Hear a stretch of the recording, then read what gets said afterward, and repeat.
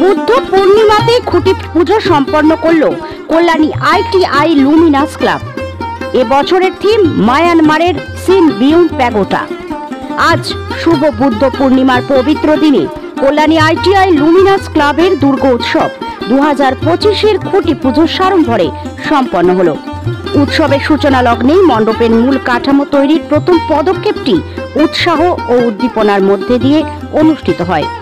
এবছর Luminous club তাদের দুর্গাপুজোর থিম হিসাবে বেছে নিয়েছে মায়ানমারের ঐতিহ্যপূর্ণ সিন বিউং প্যাগোডার স্থাপত্য শৈলী।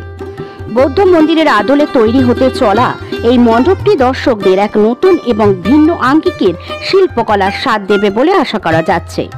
পূজা কমিটির অন্যতম উদ্যোক্তা টিঙ্কু মুখার্জি পূজার পর সাংবাদিকদের মুখোমুখি হয়ে তিনি এ বিষয়ে বিস্তারিত জানান। লুমিনাস ক্লাবের এই অভিনব থিম ইতিমধ্যেই শহর জুড়ে আগ্রহের সৃষ্টি করেছে। দর্শনার্থীরা এখন থেকেই অধীর আগ্রহে অপেক্ষা করছেন মায়ানমারের বৌদ্ধ মন্দিরের আদলে তৈরি এই দুর্গা মণ্ডপটি দেখার জন্য। খুঁটি পুজোর এই শুভ সূচনা আগামী উৎসবের আনন্দ ও উদ্দীপনাকে আরো এক ধাপ এগিয়ে নিয়ে গেল। Bureau report, news 24 Bangla live. এবারও ITI লুমিনাস ক্লাবের পক্ষ থেকে বুদ্ধ পূর্ণিমা অর্থাৎ আজকের দিনটা বেছে নেওয়া হচ্ছে, কারণ প্রতিবার আমরা বুদ্ধ পূর্ণিমাতে খুঁটি পুজোটা করি। সেই উপলক্ষে আজ আমরা খুঁটি পুজোটা করছি। তো এবার আমাদের বিশেষত্ব হচ্ছে মায়ানমারের সিন বিউং প্যাগোডা, তো হোয়াইট প্যাগোডা মন্দির, যেটা বৌদ্ধদের পবিত্র মন্দির হিসেবে চিহ্নিত। সেই মন্দিরের আদলে আমরা তৈরি করছি আমাদের মণ্ডপ। তো এবার এই মণ্ডপের উচ্চতা যেটা আশা করছি, যেভাবে আমরা ভেবেছি আর কি, তাতে 148 থেকে 50 ফুট আমরা ভেবে রেখেছি এই হাইটটা উঠবে। পুরোটাই হোয়াইট করা হচ্ছে এবং আমরা যেটা ইউজ করছি মন্দিরের বারেটা আর কি, দৈর্ঘ্য প্রায় 140 ফুট। মানে মাঠটা পুরোটাই লেগে যাচ্ছে, এবার পুরো মাঠটাই কভার করবে। আর মন্দিরের কাজটা আমরা যেটা করব, ভিতরটা পুরো পাটকাঠির কাজ হবে। পাটকাঠি দিয়ে সমস্ত রকম, মানে বৌদ্ধ দেবের যেহেতু জন্ম হয়ে যাওয়া বৌদ্ধ মন্দির, যেহেতু সেখানে বৌদ্ধদেবেরই সমস্ত ভাবনাগুলো তুলে ধরা হবে। আর একটা যেটা করা হবে, সেটা বাইরে আমরা যেটা করব, সেটা হচ্ছে যে আমরা যেটা ভেবেছি আর কি, যে এখনো পর্যন্ত যেটা কথা হয়েছে সেটা হচ্ছে যে মন্দিরের ফাইবারের কাজ করা হবে পুরোটাই। মন্দিরটা পুরোটাই হোয়াইট যেটা করা হবে সেটা পুরোটাই ফাইবার দিয়ে আমরা তৈরি করব। এখনো পর্যন্ত এটাই ভাবনা আছে। এবার 133তম 33তম বর্ষ আমরা করছি। আমাদের পুজোটা 33তম বর্ষ পা দিয়েছে। তো খুব স্বাভাবিকভাবে গতবারই বলেছিলাম যে গতবার আমরা বৌদ্ধ মন্দিরই করেছিলাম। তো এটা মোড়ে যেটা বৈশিষ্ট্য হচ্ছে প্যান্ডেলের উচ্চতা, মানে উচ্চতাটাকে আমাদের রাখতে হয়।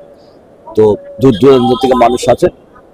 তো আশা করছি এবারও গতবারের মতন আমরা সাড়া পাবো এবং প্রশাসনিক সমস্ত স্তর থেকে যা যা নিয়ম আছে সেই নিয়মগুলো আমরা মান্যতা দিয়ে, সরকারি যে নিয়ম আছে সেই নিয়মের মধ্যে থেকে আমাদের এবারে মণ্ডপ আমরা কাজ করব।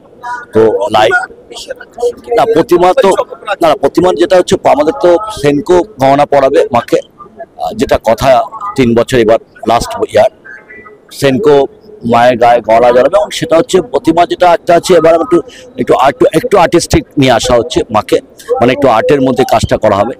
তো প্রতিমা আমাদের যিনি করবেন তিনিও আজকে এখানেই আসবেন, তাকেই বলা হয়েছে। তো এবার আমরা চাকদার একজন শিল্পীকে আমরা বলেছি যে প্রতিমাটা করার ব্যাপারে। তো আজকে আমাদের সেটা ফাইনাল হবে, কারণ আমরা যেটা চেয়েছি তিনি যদি সেইভাবে নামাতে পারেন। কারণ একটা জিনিস মাথায় রাখতে হয়, যেহেতু প্রতিমার গায়ে গহনা থাকে প্রতিবারই, তো স্বাভাবিক গহনা পরিহিত মাকে দেখার যে ভাবনা, সেইটাকে মাথায় রেখে আমাদের কিন্তু প্রতিমাটা তৈরি করতে হয়। তো সেদিকে মাথায় রাখতে হয়, সেইভাবে প্রতিমাটা তৈরি করতে হবে, নাহলে গহনার সঙ্গে খুলবে না মায়ের শরীর। তো সেভাবেই রাখা হয়েছে। তো আপনাদের সকলকে ধন্যবাদ আপনারা আসার জন্য।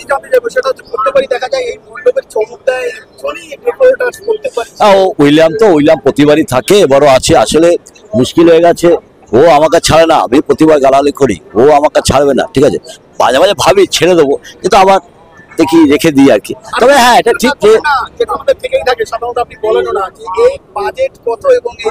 দেখুন, বাজেটটা একটা কথা বলি, যেটা কি হয় জানো তো, বন্দরটা তৈরি যখন হয় আমরা যে বাজেটটা না ভাবি আর কি, আমরা না প্রতিবার গতবারের বাজেটটা নিয়ে নামি যে ওই বাজেট গতবার ছিল সেবার, তো এবার বাজেটটা একটু কমিয়েছে এই কারণেই, সেটা হচ্ছে যে যেহেতু পরিস্থিতি চারদিকে যা আছে, যদিও এখন পরিস্থিতি আবার স্বাভাবিক হচ্ছে ভারতবর্ষে, তো এবার আজকে আমরা কিন্তু খুঁটি পুজো করছি।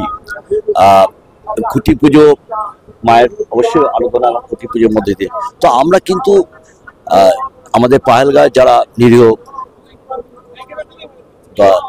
দর্শনার্থী যারা মারা গেছেন তাদের প্রতি শ্রদ্ধা জানিয়ে, তাদের প্রতি উৎসর্গ করে, এবং ভারতবর্ষে গত কয়েকদিন ধরে যে যুদ্ধ, যে সমস্ত সৈনিক মারা গেছেন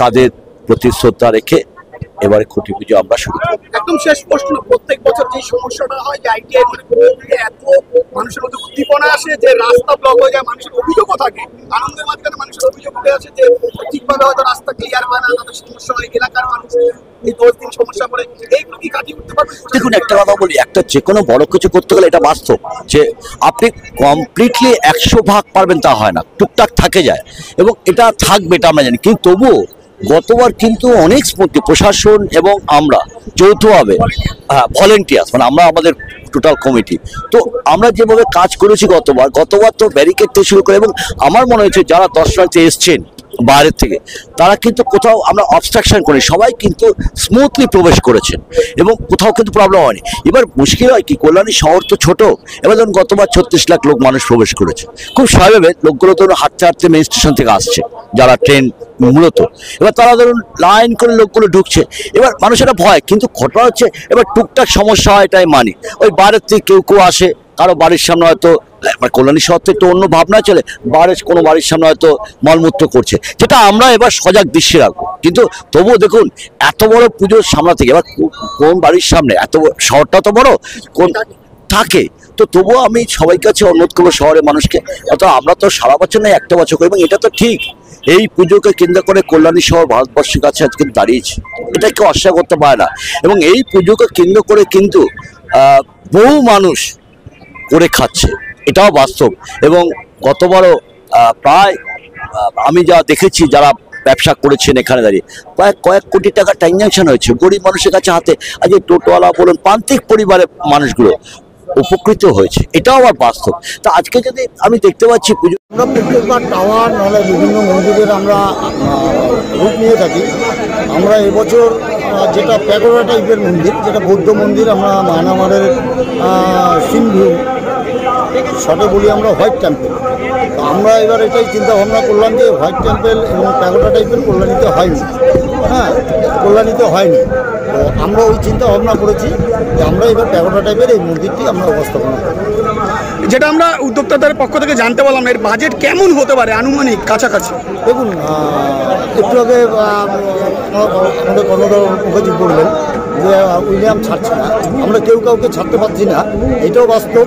আমার এখানে 19-20 বছর হয়ে গেল, এবছর যেমন আমি শিল্পী হিসাবে, ডেকোরেটর হিসাবে নয়, এবার আমি কমিটির সঙ্গেও যুক্ত, এবার 19 বছর একটা ক্লাবের সদস্য মতো আছি, এখানে আমাদের কোনো বাজেট নিয়ে কোনো কথা হয় না, আমরা শুরু করি, স্টার্ট করি, এই বাজেট এই করতে এই লাগবে, এই করতে এই করে লাগবে, সেই প্রিপারেশনটা করে আমরা কাজটা আনি। কতদিন লাগতে পারে এখানে? 4 মাস থেকে 4.5 মাস। কত শ্রমিক লাগতে পারে?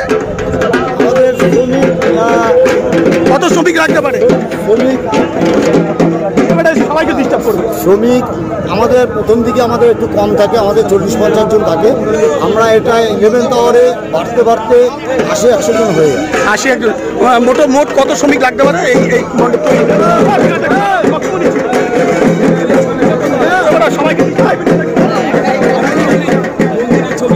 সবাইকে ডিস্টার্ব করা